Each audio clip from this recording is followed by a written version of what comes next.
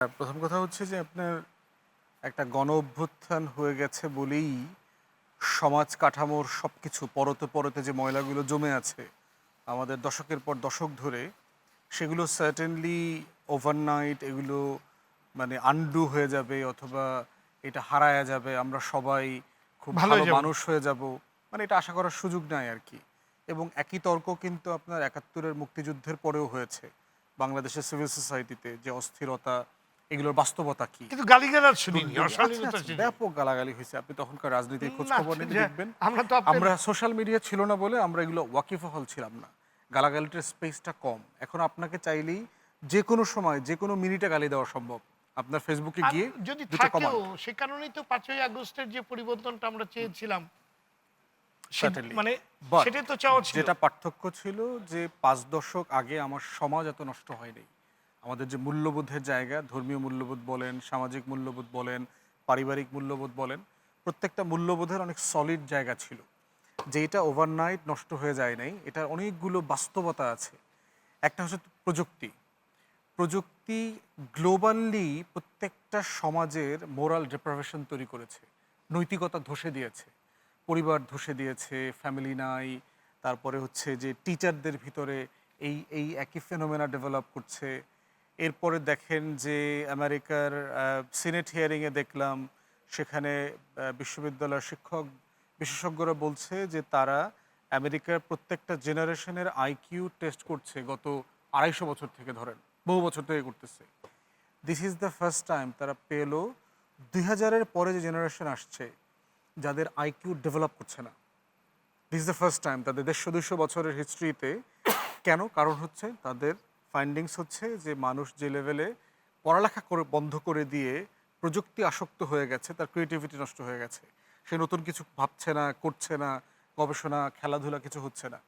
তাই এই জন্য আপনি যদি মোরাল ডেপ্রাভেশন দেখেন, এটা গ্র্যাজুয়ালি হয়েছে এবং প্রত্যেকটা কারণ এটার কারণ। গণ অভ্যুত্থান কিন্তু সমাজের নৈতিকতা তৈরি করবার জন্য তৈরি হয়নি। এটা রাজনৈতিক আকাঙ্ক্ষার জায়গায় তৈরি হয়েছে। তাই কোনটার কারণে কোনটা ট্রিগার করবে ওই জায়গাটা আমাদের মাথায় রাখা দরকার।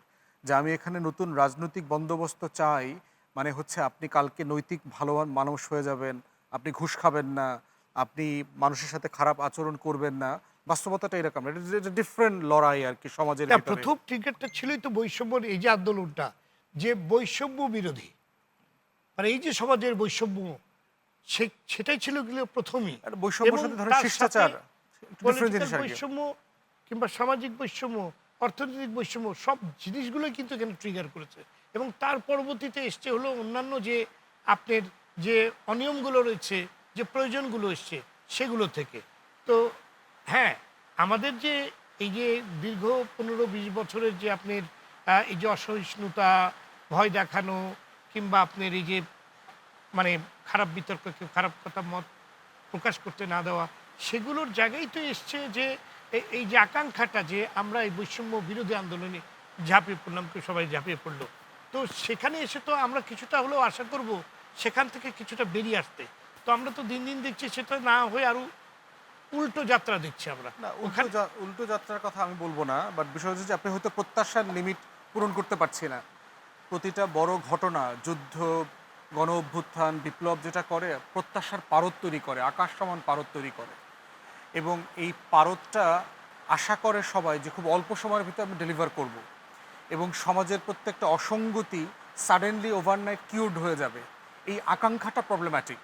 আমাদেরকে জি, রিয়েলিস্টিক হওয়া দরকার যে প্রত্যেকটা লড়াই আসলে সলিড কি আকাঙ্ক্ষা ছিল, কোনটা রাজনৈতিক, কোনটা রাষ্ট্রীয়, আর কোনটা সামাজিক এবং পারিবারিক। কিন্তু কোনো সেই কোনো জায়গাটা তরুণ প্রবীণ রাজনীতিবিদদেরকে নিয়ে যেরকম আপনার কথা বলছে, মানে একেবারে কিছু কিছু তরুণ রাজনীতিবিদ, মানে এটা কি অ্যাকসেপ্টেবল? মানে এটা এই যে ভাষার অসহিষ্ণুতা, এটা ভাষার তো আগে ব্যাপারে ছিল না। ভাষার ব্যাপারে আপনি এটা দ্বিমত করতেই পারেন, কিন্তু প্রশ্ন হচ্ছে যে তরুণদের ফ্রাস্ট্রেশনের লেভেলটাও বোঝা দরকার।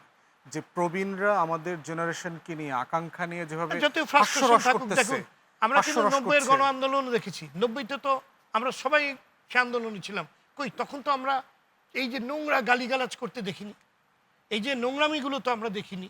এবং আপনার এই যে ব্যক্তিগত একদম আক্রোশ কিংবা আক্রমণ, অশালীনতা এগুলো তো দেখিনি। না, এটা একটা লম্বা একটা বড় কারণ তো সেটার তো হচ্ছে একটা যে আপনি সীমার কাছে। একটা অগণতান্ত্রিক পরিবেশে যদি চাপা পরিবেশে আপনি লম্বা সময় থাকেন, আপনি নিজেকে ভেন্টিলেট করতে পারছেন না। ফ্যাসিবাদের আমলে লম্বা সময় থাকার কারণে যেটা হয়েছে, জনগণের ভিতরে তো কোনো কনভারসেশন হয় নাই। আমি তো কথা বলতে পারি নাই, সব ক্ষোভ জমে আছে ভিতরে। আপনি যখন একটু সুযোগ করে দিচ্ছেন সেগুলোর ভেন্টিলেট করবার জন্য, প্রকাশের মাধ্যম কি ওই গালিগালাজ? না, এটা হয়। আপনি যখন অনেকক্ষণ সাপ্রেস করে রাখবেন, আমরা কনভারসেশন করতে দেবেন না।